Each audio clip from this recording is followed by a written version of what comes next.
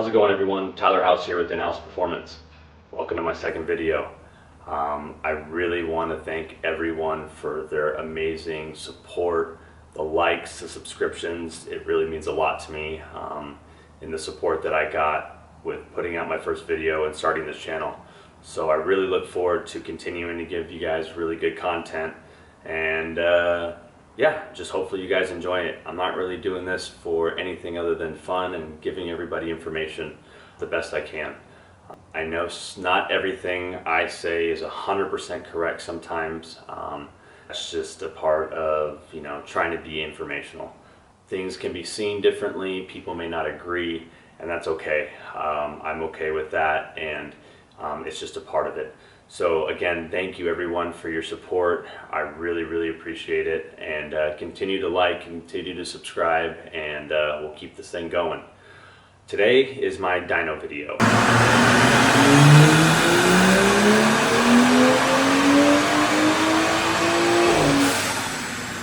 And unfortunately, it's going to be a little bit of a short video because I had microphone issues during my first major dyno day. This is a bummer, man. That's a bummer. So I got some shots and some clips, but some of the interviews and the questions I asked and so forth didn't come out quite correctly. So we'll just have to fill you guys in here, and then I'll just insert some of the videos and the clips, and then we can talk about my graphs and so on. So I wanted to take this time also to go over a few of the different kinds of dynos that people use. Two that are more popular. One is a load cell dyno, and the other one is an inertia dyno. Now, many of you may know a load cell dyno, also known as Mustang dynos. They induce a load that helps with actually tuning the car. The only problem with that is that if somebody inputs the data incorrectly into the load cell dyno system, such as weight, this could skew your data numbers as well as affect your tuning process. In working with the shop that did my load cell dyno testing, we had a few hiccups here and there in the setup process. Some things had been changed by somebody who was using it prior. I spent 2 hours with Carrie Jordan, probably a little bit over 2 hours, because there was some issues with the dyno setup and actually getting the car into roller mode. But once we worked through all that, Carrie and I worked on getting the car dynoed. We worked through some high pressure fuel pump oscillation issues, and really got the car running smooth by the end of my dyno session.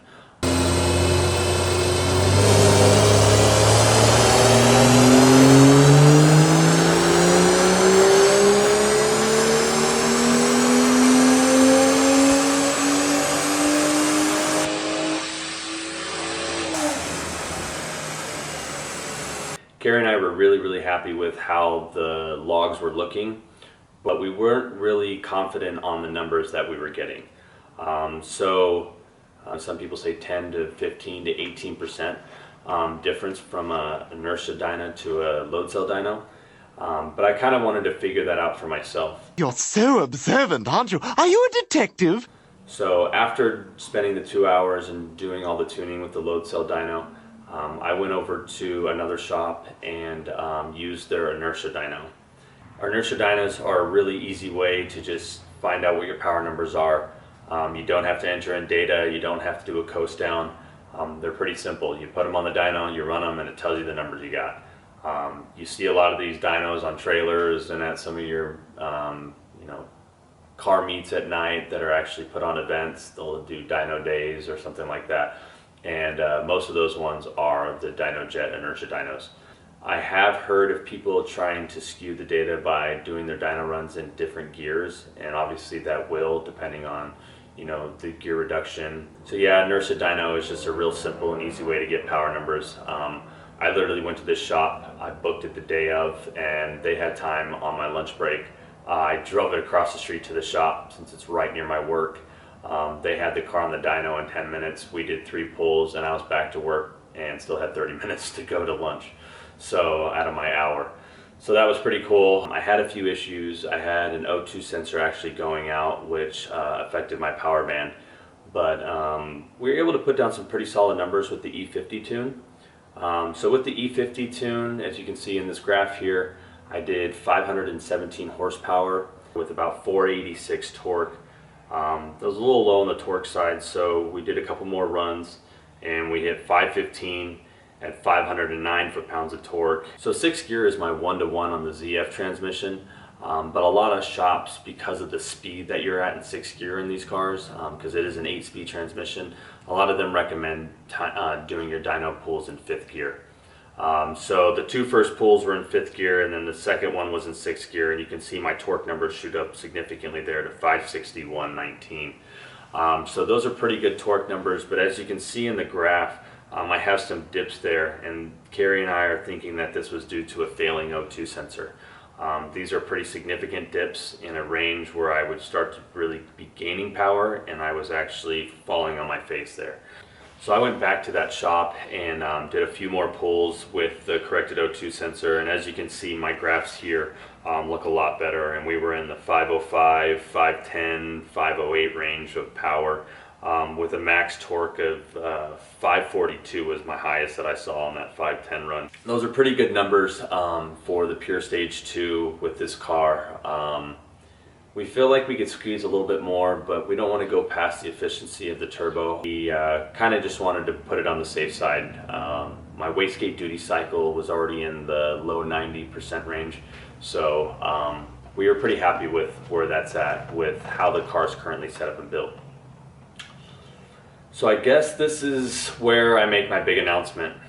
Tomorrow we're pulling the engine, and I have a new turbo coming from Pure. If you guys haven't heard, Pure came out with a 750 for the N55. New turbo, new turbine, housing, everything. So really excited to get that turbo in on the car. Originally I was just going to put the turbo in the car and see how it did. But based on the torque numbers, Carrie and I are kind of concerned that if that torque value shoots up significantly from the new turbo, that the stock internals may fail. Many people know that on the N55 it's not as strong as the N54, and they do spin rod bearings or bend rods. And so I'd much rather do the work now on the engine rather than possibly hurt or damage the engine later on down the road. So that way we can build a couple tunes for the car and really push this new turbo and see what it's capable of. Pure shared with me some logs and dyno runs from another car that was on E30 with meth. The car put down 608 wheel horsepower. So with the fueling that's on my car, I'm really hopeful that we can get into the high to mid 600s. So with that being said, I've ordered a set of Manly forged H-beam rods and forged pistons. The stock bore on this car is 84 millimeters, and I went to 84.5, so 84.5 millimeters. So we're gonna get the block machined. I'm gonna leave it open deck. I'm not gonna try to push this car past that 700 marker. I really like the luxury sedan, and it's a fun car, but it's not a race car, and it's not a track car. It's not anything that I think itself with the axles and the rest of the car setup, it could handle those kind of power numbers over 700. So I'm going to keep it on the conservative side. And then I have a Vargas turbo crank hub coming. As many of you know, the S55s have a big issue with the crank hub spinning, and the N55 could have a similar issue. So I want to try to avoid that. So we're going with the Vargas crank hub. Other than that, we're going to keep everything else pretty much stock. Like I said in my previous video, I'm going to continue to work on the development of the new cold air intake, and then I'm going to use my current made downpipe. I might upgrade the exhaust from the downpipe back. We'll just see how things go. So also got a complete gasket set coming and so on. So Really excited for this build. We're gonna film us pulling the engine, and I'm gonna try to give you guys as much data and content of the build process as I go. So yeah, really excited for all these new changes and updates that are coming to the car. One of the main questions I've been asked, everybody seems pretty concerned about my transmission. Don't worry, I'm concerned too. Currently this transmission has the XHP stage 3 flash.